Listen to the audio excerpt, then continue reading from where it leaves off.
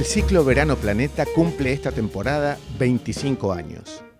Nacieron por iniciativa del Grupo Planeta con la producción general de Marcelo Franganillo. Desde sus inicios, en Mar del Plata y Pinamar, el objetivo fue y sigue siendo acercar los lectores a los autores. Decenas de miles de personas han presenciado las charlas en las que escritores de diverso género presentan sus últimas obras. La virtualidad a la que nos obliga la crisis sanitaria cambia las formas, pero no los propósitos. Por el contrario, aspiramos a multiplicar la cantidad de espectadores. El Grupo Planeta propone así nuevas alternativas literarias que sirvan de refugio a los deseos de un mundo mejor y posible. Desde el 18 de enero hasta el 10 de febrero, cada martes y jueves a partir de las 20, por el canal de YouTube Planeta de Libros Argentina, se emiten una a una las 8 charlas. La de hoy comienza así.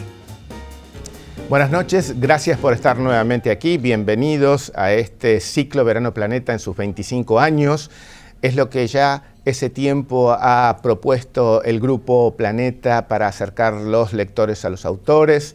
Muchísimas gracias a DESA, que gestiona empresas de energía eléctrica con visión de largo plazo, con cuidado del medio ambiente y con compromiso con el país. DESA es energía que transforma. Muchísimas gracias a Álvarez Argüelles Hoteles, que es quien nos da este espacio donde nos sentimos tan a gusto aquí en el Costa Galana, en la ciudad de Mar del Plata, con el mar de fondo, y el Hotel Brizo en la ciudad de Buenos Aires, donde están nuestros invitados. Y también muchísimas gracias a quienes han declarado de interés cultural este ciclo. Me refiero al Ministerio de Cultura de la Nación, a la Municipalidad de General Porredón, de Pinamar, a los medios que nos permiten llegar a ustedes anunciándoles qué es lo que va a ocurrir. Bueno, hoy les voy a introducir con la figura de nuestro invitado, que es Miguel Rep, que es argentino, vive en Buenos Aires, dibuja y publica en diarios y revistas, viaja haciendo murales y hace radio.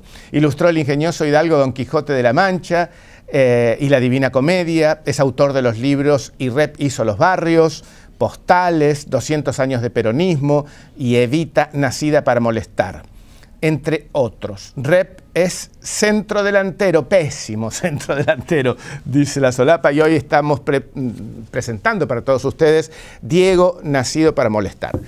Miguel, buenas noches, gracias por estar otra vez en el ciclo Verano Planeta. Hace rato que nos daba. ¿Qué tal, Nino? Bien, muy bien, muy bien. Realmente muy contentos por la aparición de tu nuevo libro. Y la primera pregunta que me lleva a hacerte leer tu libro Diego nacido para molestar es si no hay un vínculo entre el autor y el protagonista, porque ambos creo que son 6 meses de diferencia entre el nacimiento de uno y otro, son bonaerenses y, como dice Saborido en el prólogo, ambos son devotos de sus mamás, Tota y Alba. ¿Hay algo de eso que te inspira con más fuerza a escribir sobre Diego? Mira, más allá del capricho de prologuista de un humorista como Pedro, amigazo y conocedor de nuestras vidas, ¿no? De ambas vidas, sobre todo de la de Pedro y la mía, y que hace rato que nos venimos intercambiando. Sí hay, pero yo lo noto más que nada en un acompañamiento vital que uno ha tenido, que yo he tenido con respecto a la figura de Diego, ¿no? Siempre que estuve más o menos desde la edad de la lucidez o un poquito más tarde, tipo adolescencia, yo supe de la existencia de este muchacho, ¿no? Al principio como un jugador que prometía, y luego con sus consagraciones, y luego ya definitivamente con su paso a la leyenda, al mito, al semidios que estamos hoy rememorando todos los días y en el libro, a partir de su muerte. Pero es verdad, estas coincidencias son certeras, ¿no? y que tienen que ver con que yo tuve la edad siempre de Diego mientras él tenía su edad. Entonces todos los balbuceos adolescentes, los errores, de una manera en él eran mediáticos y uno se enteraba, y en mí eran secretos e íntimos y yo me enteraba porque lo sufría. Entonces hay un acompañamiento y supongo que a eso más que nada se refiere. Es verdad, Diego nace en Lanús en octubre del 60 y mi vieja ya estaba preñada de mí. Yo nací 6 meses después, pero de Diego me enteré eso mucho después. Yo las primeras noticias de Maradona fueron seguramente en el Mundial del 78, cuando queda afuera. Yo ahí me empiezo a enfrascar en lo que es el fútbol argentino. Antes no le daba bola, no me gustaba el fútbol a mí.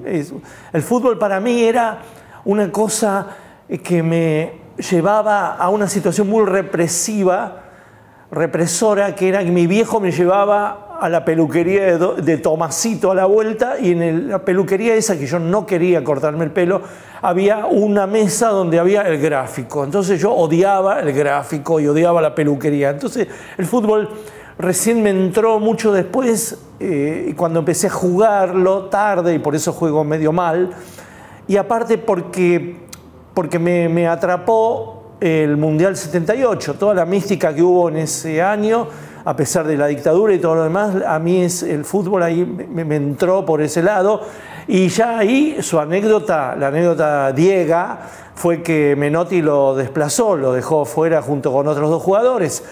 Pero al año siguiente lo incorporó al maravilloso Mundial de Japón, y fue esa selección gloriosa del 79 donde se coronó campeón del mundo, ¿no? Y ahí ya vi un juego hermoso, un Maradona increíble.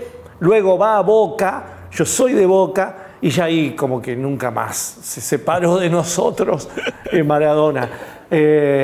Así que esas coincidencias son ciertas, pero más que a una cuestión biográfica, tienen que ver con una paralela biografía sensual, ¿no? Sí, lo emotivo, lo que implicó, como decía, bueno, en esa frase que a mí me parece fantástica, atribuida a Fontana Rosa, ¿no? No me importa lo que hizo con su vida, sino lo que hizo con la nuestra. A mí me parece que ahí funciona el hecho de que vos seas contemporáneo. Obviamente, la contemporaneidad que vos podés tener con Diego suma, sin duda, tu fervor, me parece a mí. No es lo mismo, ¿no?, que hoy un chico en perspectiva lo mire. Vos has, como decís, participado inclusive de los mismos temores de época, de juventud, de adolescente. ¿No te parece que esa contemporaneidad indudablemente suma fervor a tu libro? Yo creo que el fervor del libro está dado a partir de la muerte de Diego y en el fervor mismo de la realización del libro, porque el libro es una cuestión muy intensa y sobre todo es algo medio nuevo en el género nuestro. Fíjate que yo hice muchísimos libros, como 30 y pico, anteriores a Diego, donde la cuestión era recopilar los dibujos ya publicados en la prensa, ¿no? Y eso es como la tradición desde Quino, Coppi y Fontana Rosa para acá en nosotros, ¿no?, en el gremio. En cambio, yo hace un par de libros, a partir del libro también de Planeta, de vino, el vino argentino, tinto y tinta sobre blanco se llamó. Ese libro fue de un encargo y a partir de ahí me senté a hacer el libro desde cero. Después con Evita, Nacida para molestar, también hice un libro desde cero recopilación. Y Diego es también esa secuencia, es el tercer libro de secuencia donde yo, como un novelista, como un cuentista, como un ensayista, me entrego a hacer un libro desde cero. Y eso es muy raro.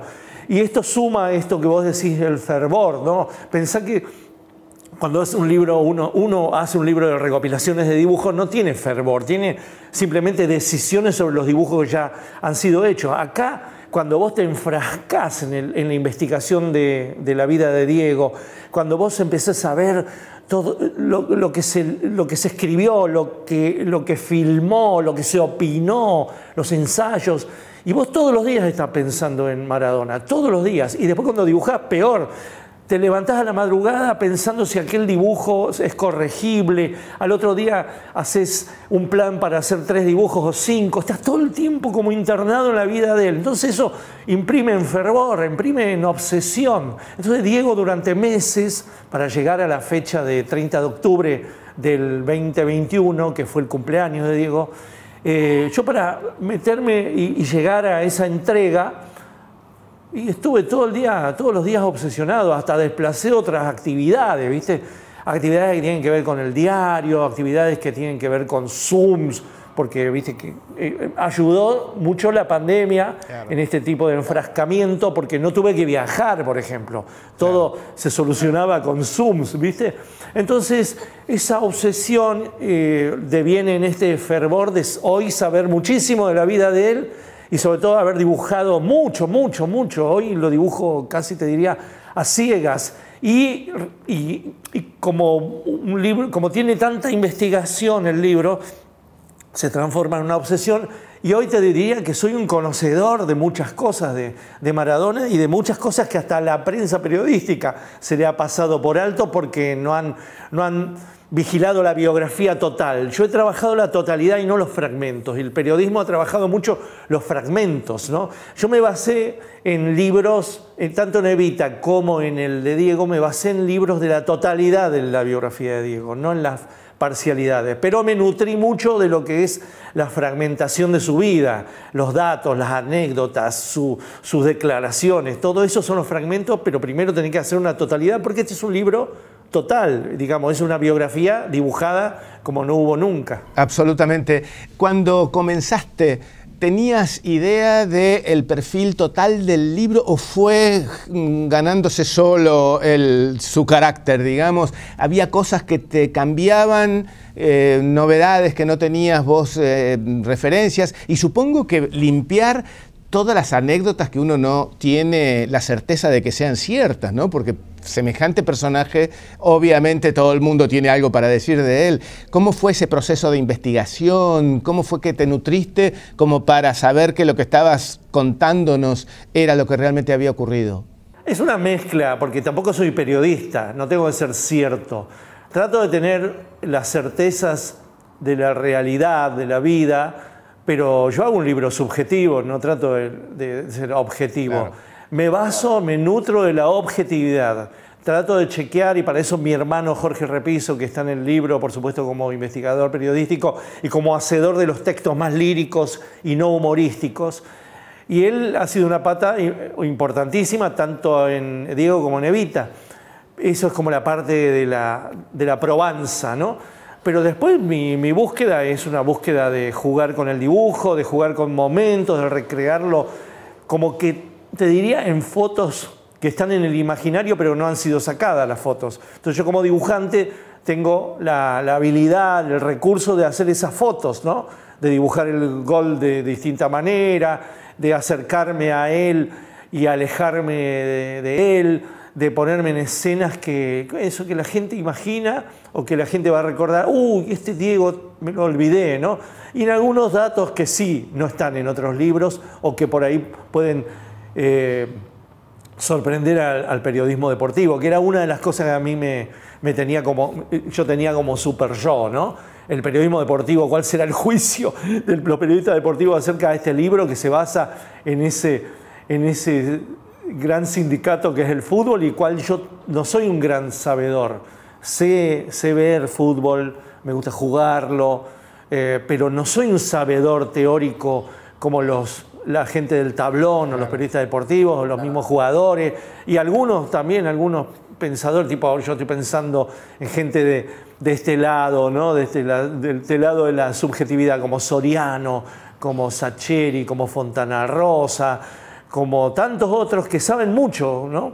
Saben mucho de fútbol y yo me siento que en eso no lo sé tanto, pero en el tema de meterme con Diego sí, me he sentido profundizado, confío en lo que yo he destilado de la vida de este pibe, porque es un pibe de mi edad, es un pibe que hemos sido contemporáneos y encima Él es un producto mediático y yo soy un hombre de los medios, ¿no? Me da pie, Miguel, para preguntarte, cuando nos contás esto, ¿cuáles son las devoluciones que has tenido del libro? Es decir, esas personas que sí saben mucho de fútbol o que saben mucho de la historia de Diego, ¿cómo fue que te hicieron devoluciones? ¿Qué comentarios tuviste? Eso fue importante porque la presentación básica, más allá de las otras presentaciones que ya hice, fue en el CCK y fue importante que estuviera Arcucci para mí, porque Arcucci es el gran biógrafo de Diego, autorizado sobre todo. Yo soy el Diego de la gente, es el libro que él realizó con Cherky y para eso se reunieron con Diego en el 2002 en Cuba. Así que tenerlo al lado, más allá de que lo tuve al lado al forajido desaborido, tenerlo a este que me garantizó que lo que yo he destilado ahí en ese libro y teniendo un auditorio donde si yo les bajaba el barbijo, adivinaba al Nene Pano, adivinaba a Lagares, adivinaba a muchos periodistas que estaban ahí y que de alguna manera certificaron que este libro no es de un chanta que se metió con Diego, y sí alguien que más o menos sabe lo que es un centrodelantero o un líbero o un stopper y que sabe ver fútbol y que todo está probado y que si yo pongo que la mano de Dios es el invento de la frase de un periodista llamado Ferrero, está certificado por estos pibes. Mucha gente lee algunos dibujos míos y dice, qué inventiva, ¿cómo va a ser que la Tota está entrando al policlínico de Evita y ve una estrella, un prendedor estrella? Es verdad, y parece ficción, todo eso está probado. Entonces a la hora yo de defender frente a esos auditorios que son más sabedores del fútbol que yo por ahí soy más sabedor de lo que es la carne y los vicios y la existencia de este semidios que lo que ocurría dentro de la cancha, ¿viste? Entonces, claro, cuando esos me dan una certificación, un diploma Pitman de que estuve en lo cierto, para mí es re importante. Siempre hay eso, ¿viste? En estas biografías siempre tiene que haber algún tipo de diplomatura, de certificado de gente que sabe más, ¿no? A mí me pasó con Evita y me pasó con el vino argentino. El vino argentino es re difícil meterse en ese mundo. Entonces vos tenés que saber cuáles son los varietales, el corte, el lagar, qué sé yo, todo eso. Y cuando lo presenté en pleno Cuyo, digamos, en Mendoza, en esa zona, y bueno, yo sentía que había hecho un libro si bien es lúdico, es jodón, porque es un libro de dibujo y un libro de humor, tiene certezas así. La base es muy probada, es muy como si fuera un periodista de investigación. Bueno, soy un humorista de investigación. Mencionaste La mano de Dios y obviamente es la tapa del libro, ¿no? La trampa o no.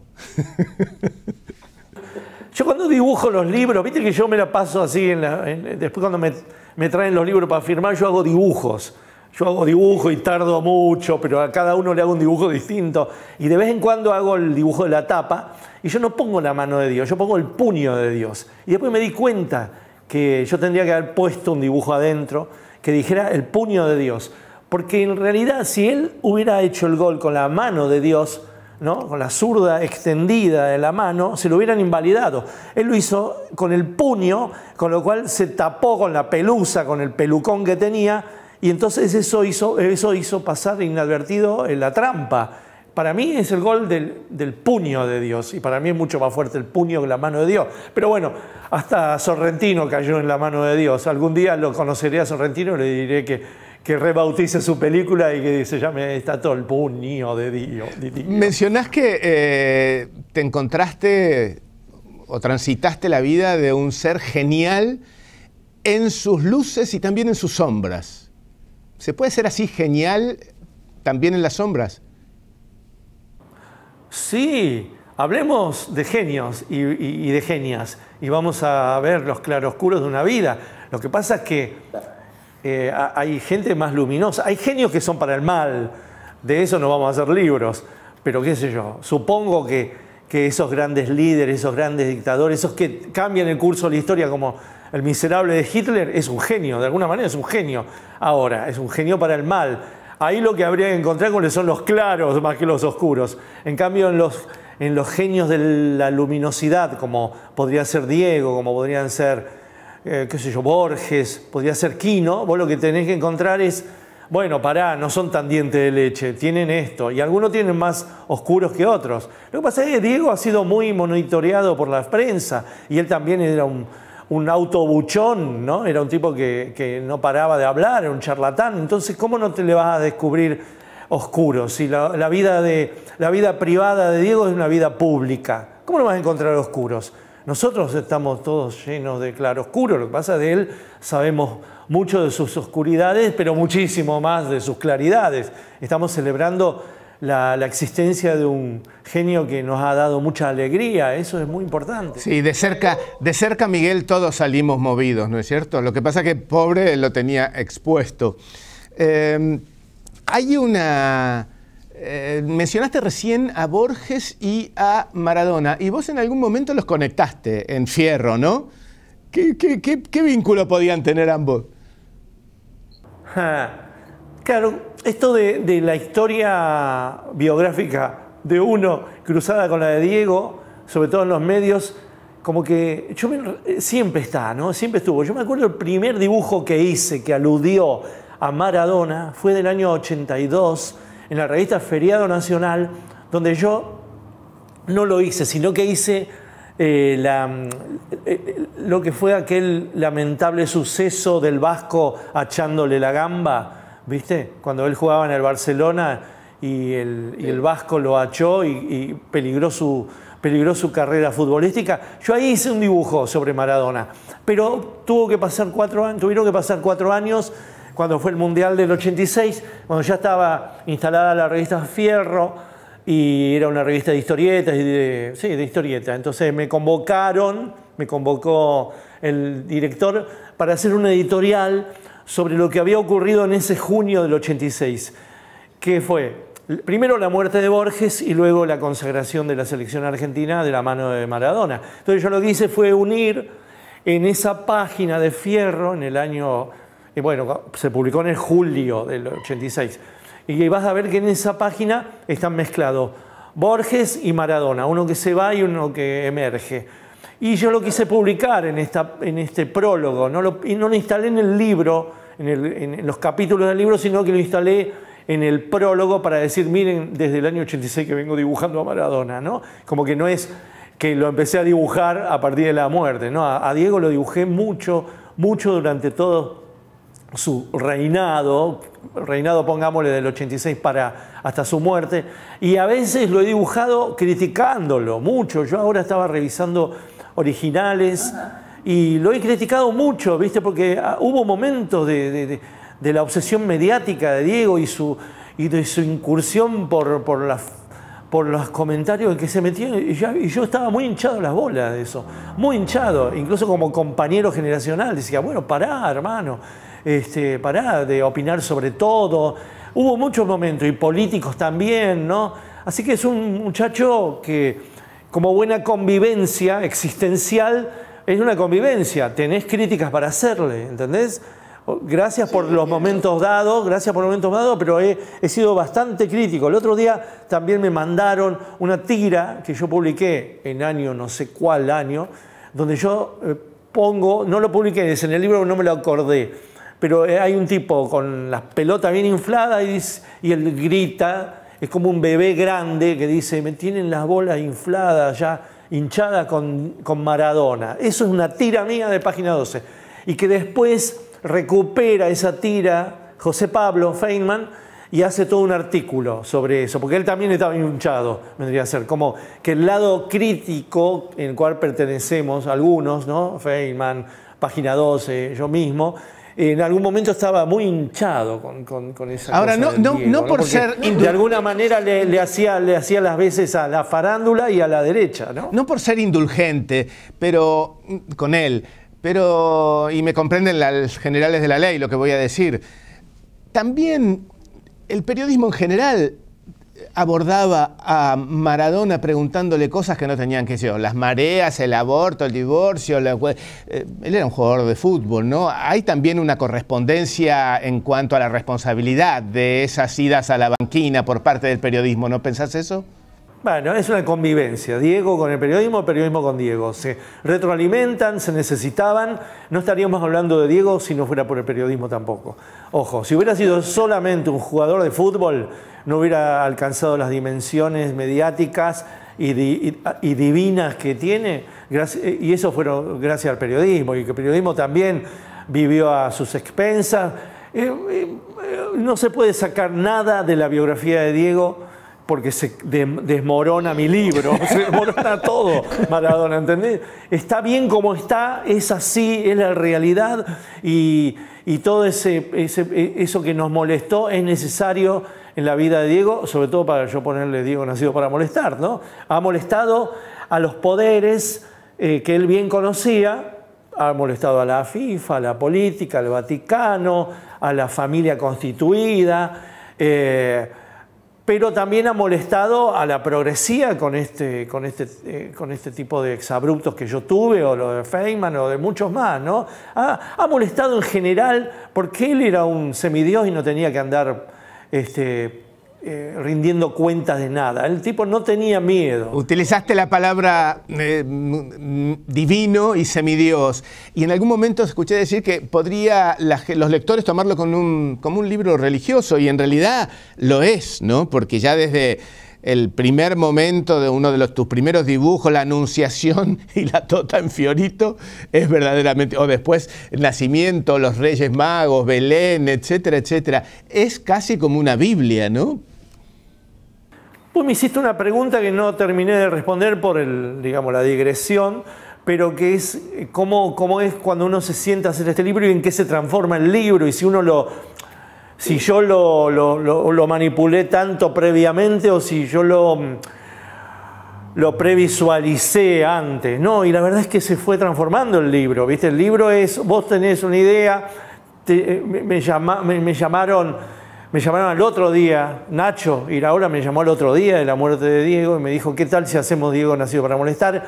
Y yo ahí medio que dudé, dije, ¿qué es Diego? No, yo nunca pensé hacer un libro sobre Maradona, pero claro, había muerto y yo me la pasaba haciendo dibujos en Página 12 a raíz del fenómeno de la muerte, digamos, ¿no? Entonces dije, uy, me parece que estoy obsesionado con esta vida, que puedo hacer algo, y me puse a esbozar su vida, ¿no? Bueno, esto que te decía, la investigación previa. Y después, cuando empecé a laburar el libro, me empezaron a salir cosas que yo no pensaba previamente. Por ejemplo, el trámite religioso, y eso está ya en el primer capítulo. Se implanta en el primer capítulo y no abandona nunca más. Así que yo creo que él ya estaba destinado y condenado a esa divinidad. Después tenían que salirle las cosas, después tenía que tener la suerte, la oportunidad, y él, como era un radar de su propia vida y hacía públicas sus alegrías y sus sufrimientos, sus crucifixiones y sus gólgotas y sus resurrecciones. Bueno, todos supimos de eso y gracias a eso esa fue la nutrición de mi libro. Pero básicamente esas líneas que vos trazás de la religiosidad están al principio de mi capítulo. Digamos, el capítulo de los 60 ya está, y parece que su destino era el destino de la religiosidad, que es lo que vamos a ver de ahora en más, Nino. De ahora en más vamos a ver la construcción de una especie de difunto Correa o de Gauchito Gil, pero con mucho más atributos, porque a diferencia de la difunta y de Gauchito, Diego le ha dado muchas alegrías a muchas existencias que hoy están por la calle, digamos nosotros mismos. Ha dado mucha alegría, y cuando ha dado mucha alegría hay mucha pena, pero también hay muchos atributos de la superstición popular, y eso va a ocurrir con Diego, ¿sabes? Porque es un héroe de verdad argentino, es un héroe argentino, es un héroe conurbano, es un héroe del sur. Lo estamos viendo en sus deificaciones y las celebraciones que hay en todo el mundo, no solo en Nápoles o en Buenos Aires o en Argentina. Es un es un ídolo y es un héroe en construcción. Y este libro, lo que hago en este libro es vislumbrar la paradoja, el costadito, lo lateral, pero acompaña de alguna manera en la construcción de esa leyenda, ¿no? Hay algo que a mí me parece importantísimo y tiene que ver con que lo que produce indirectamente, ¿no? Me explico, el fútbol no es mi mundo, vos dijiste que empezaste tarde, yo no empecé nunca. De todas formas, de lo que uno no puede ser indiferente es de lo que produce en la gente, ¿no? A mí eso sí me conmueve mucho. Yo tengo el recuerdo del 94, creo que fue con el famoso tema de la efedrina, esa consternación nacional, ver chicos sentados en el cordón de la vereda, compungidos. Eso es imposible que no pueda tocarte una fibra emocional, y me parece que frente a eso nadie puede ser indiferente, nadie, ni aún el que no le gusta el fútbol, aún el que protestaba contra Maradona, porque lo que le produce a la gente es la atmósfera, el clima que uno está respirando. Yo recuerdo esa consternación del 94 como no recuerdo que haya ocurrido en otras situaciones muy críticas del país, ¿no? Ese fenómeno increíble, a mí me parece que eso hace que sea un genio para todos, ¿no? Sí, es que el fútbol es una metáfora perfecta de la vida, por lo menos occidental, y yo creo que es fácil hasta de verlo. La pelota es redonda como el mundo, el fútbol es accesible a todas las clases sociales, lo puede jugar cualquier chiquilín de la Mesopotamia, de Jujuy, acá en el conurbano. Es algo que es muy fácil de entrarle. Por ahí, viste, hay otros mitos populares más de corto alcance, precisamente porque Borges, la gente no escribe como Borges, ni ha leído. Entonces eso lo hace más acotado digamos, la potencialidad de esa metáfora popular, ¿no?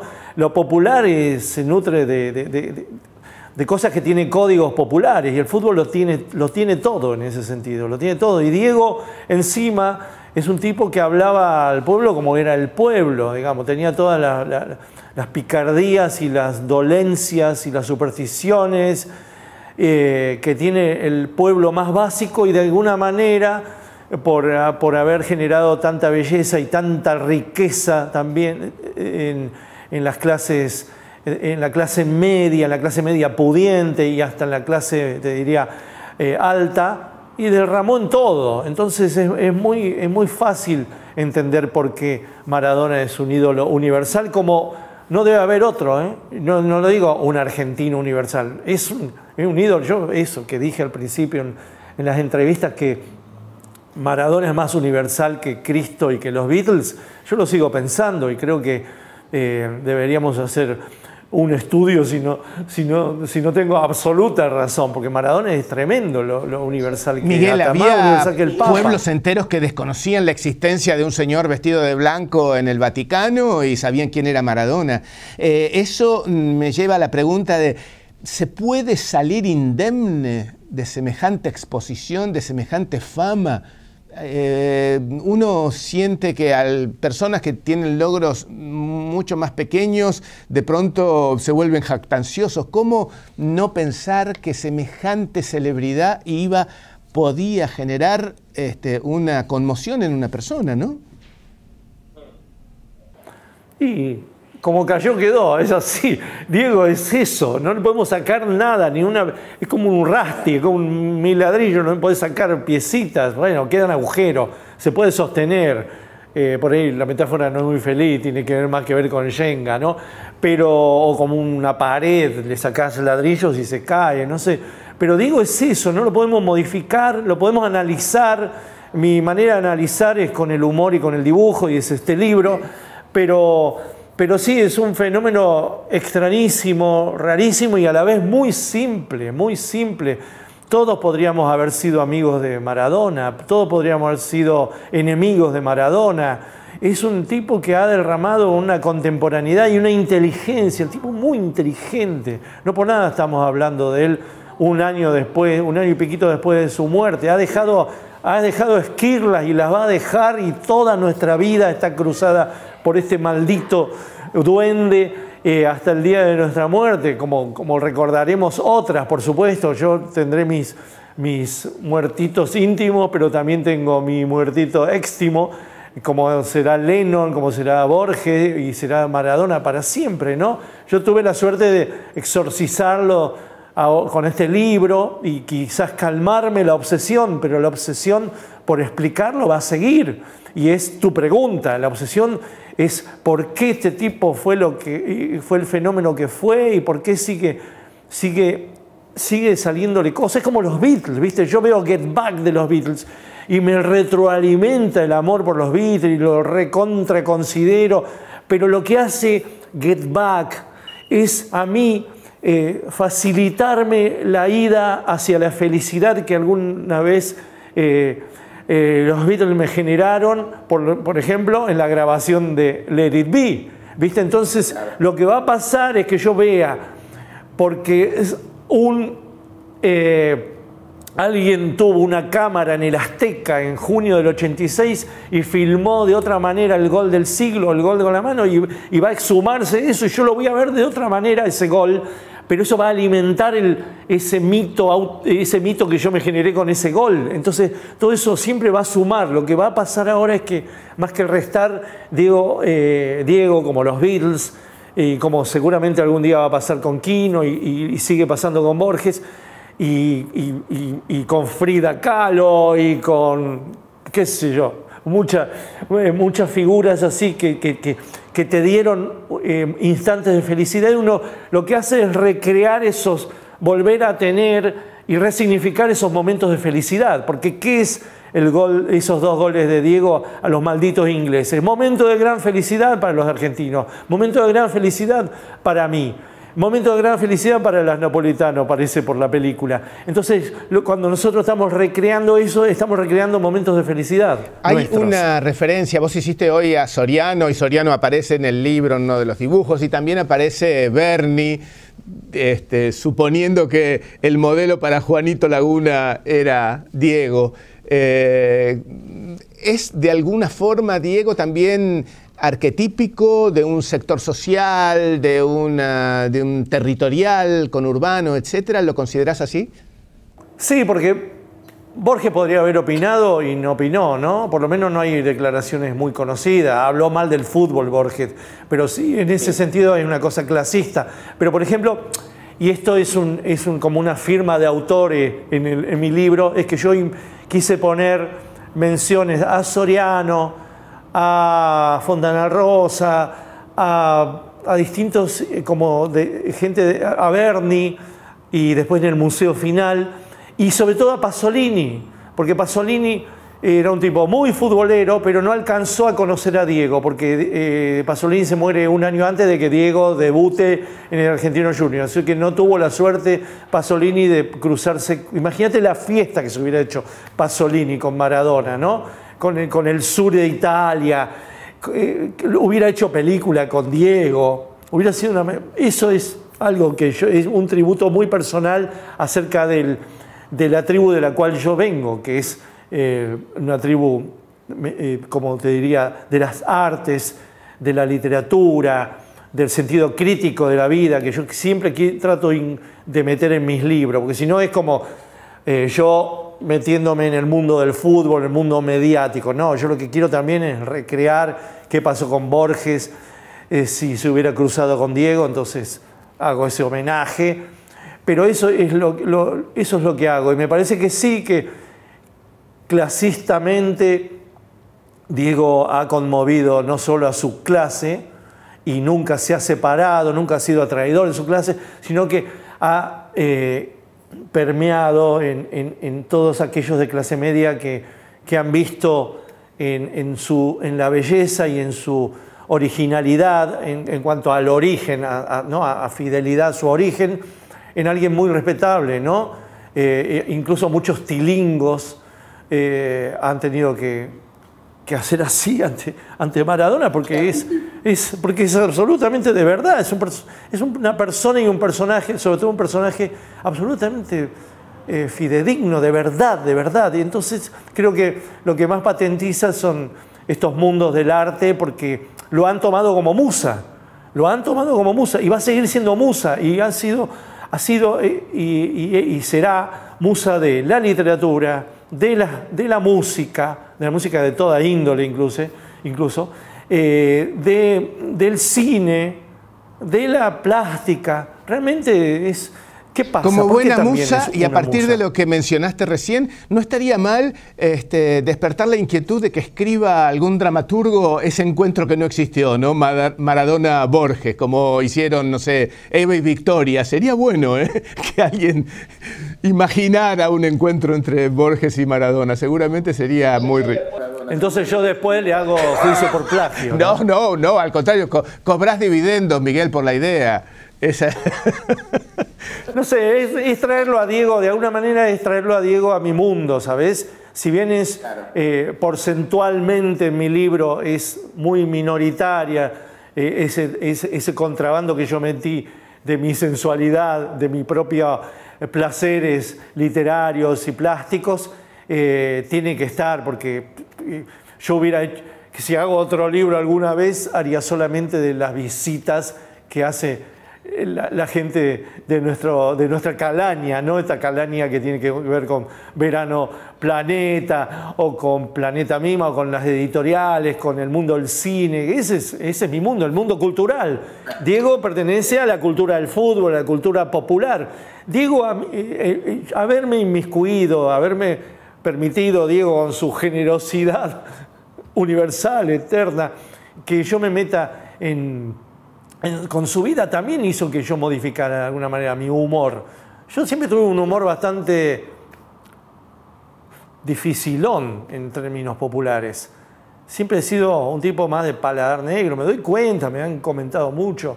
Trabajo con complicidades minoritarias. En cambio, con Diego tuve que ampliar.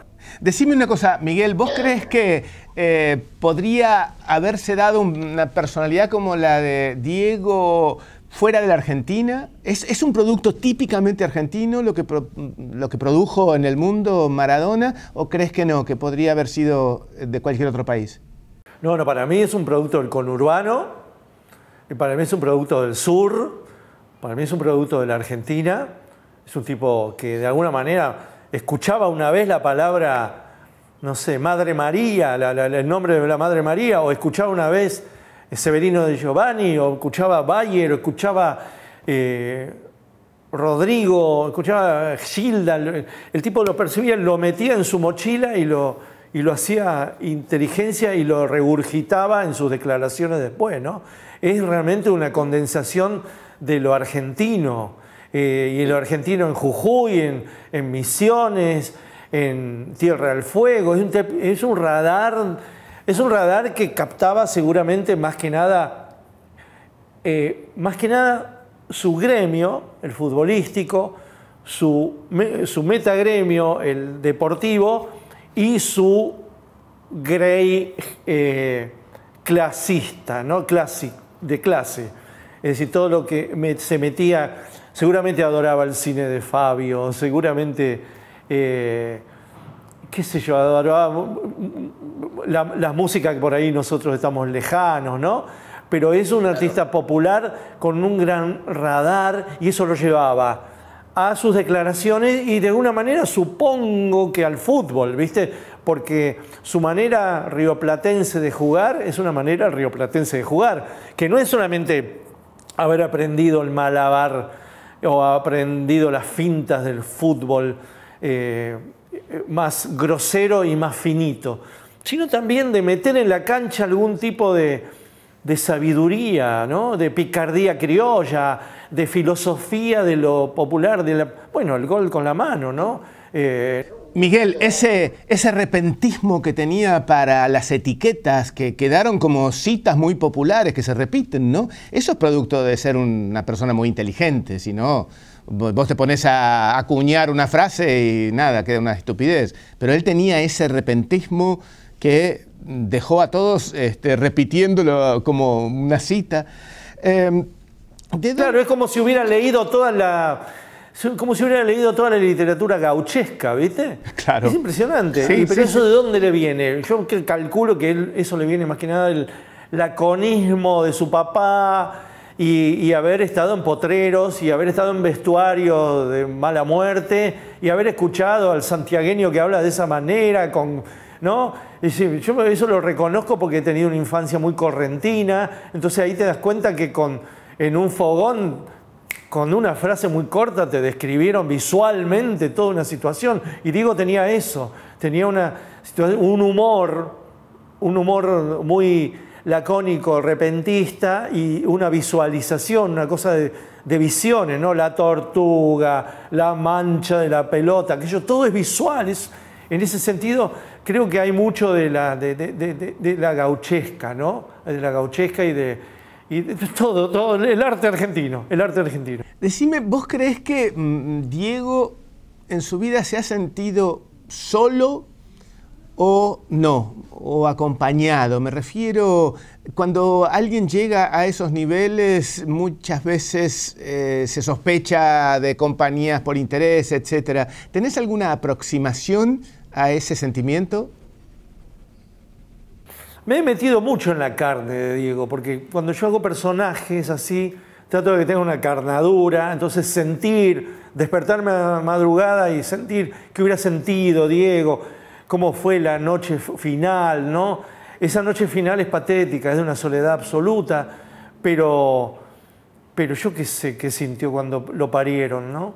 Esa soledad del que es parido y que sale de ese vientre, el cual seguramente hubiera sido su lugar de la maravilla, ¿no? Un no nato para siempre dentro de la tota hubiera sido la existencia perfecta, ¿no? Vivir en la tota, que es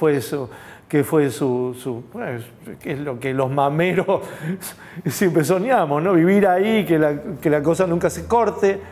Pero me parece que él, si ha sido inteligente, ha percibido la soledad, sí. Yo creo que él donde más se sentía acompañado era en personaje, pero me parece que como persona se sentía solo, ¿no? Es decir, cuando estaba solo, se apagaba la luz, cuando tenía el deseo seguramente suspendido, ya sea porque había resaca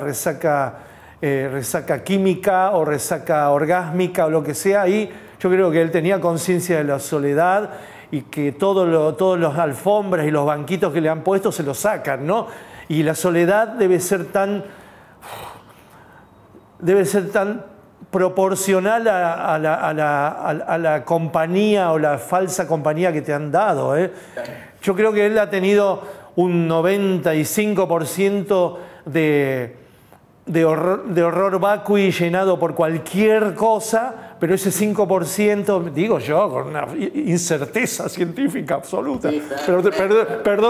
Perdonen al humorista, pero ese 5% ha sido muy terrible y muy patético, porque poniéndome en ese lugar, yo no he sentido nunca eso, porque yo soy solo, soy un laburante solo. Él era un laburante donde por lo menos había 23 personas en ese terreno, ¿viste? Eran 22 mal referí, siempre era un convivio, su vida era un convivio, ya es raro el oficio ese, ¿no? Ya es un laburo difícil, raro. En cambio la soledad en mí es algo habitual, qué sé yo, lo raro que yo sea colectivo. Entonces para mí ese meterme en la vida de Diego es tratar de meterme en ese tipo que todo el tiempo estaba siendo asediado por los marcadores en el fútbol, por los medios y por los hinchas pelota, por los fans.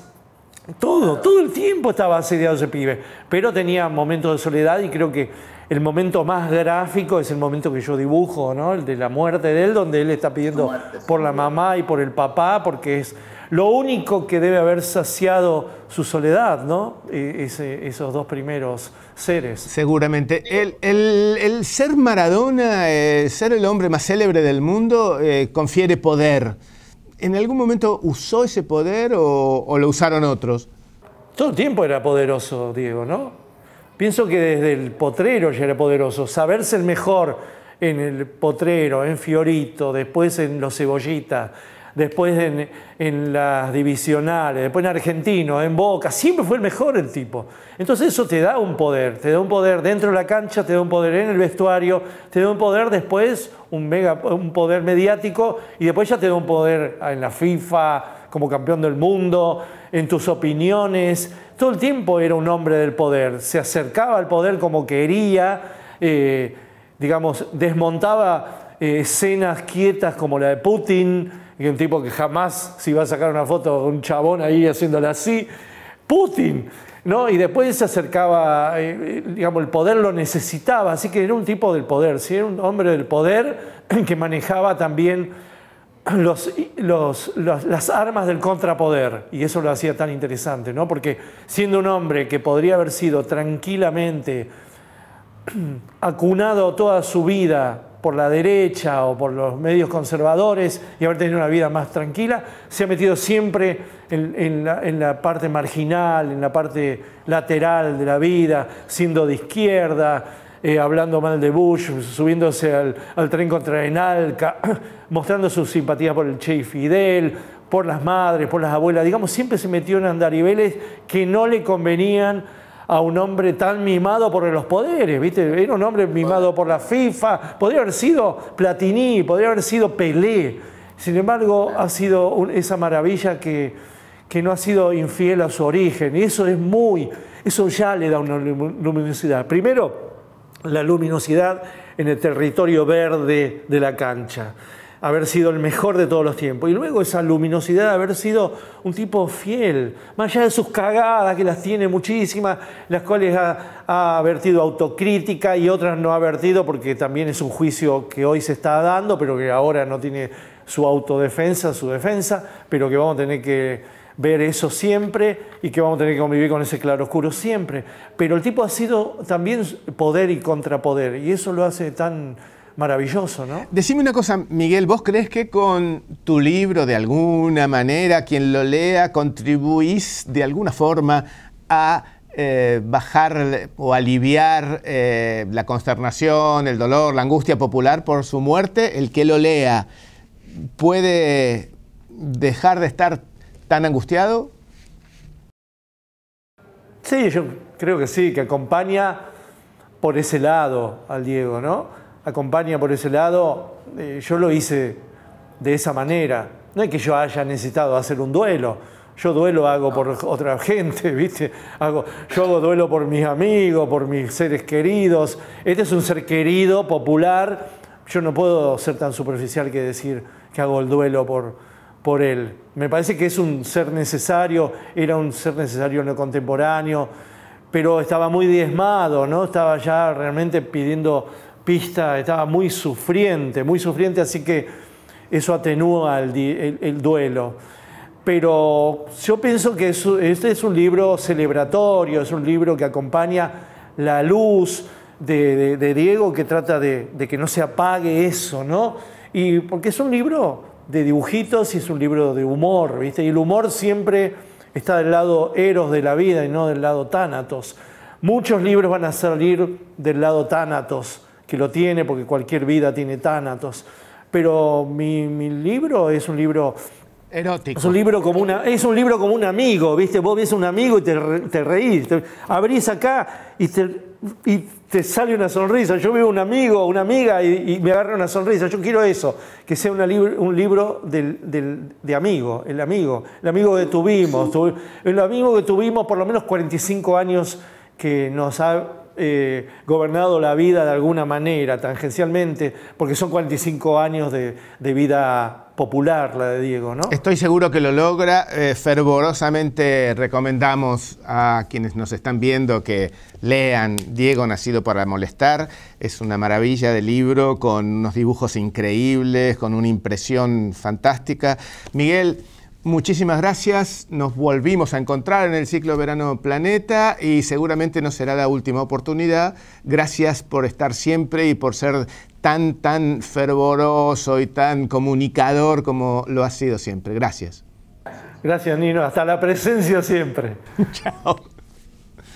Bueno. Muchas gracias. Nosotros seguimos con otra charla, seguramente el próximo día de emisión, con ustedes, retornando aquí en el Hotel Costa Galana y en el Briso, en la ciudad de Buenos Aires. Gracias por estar.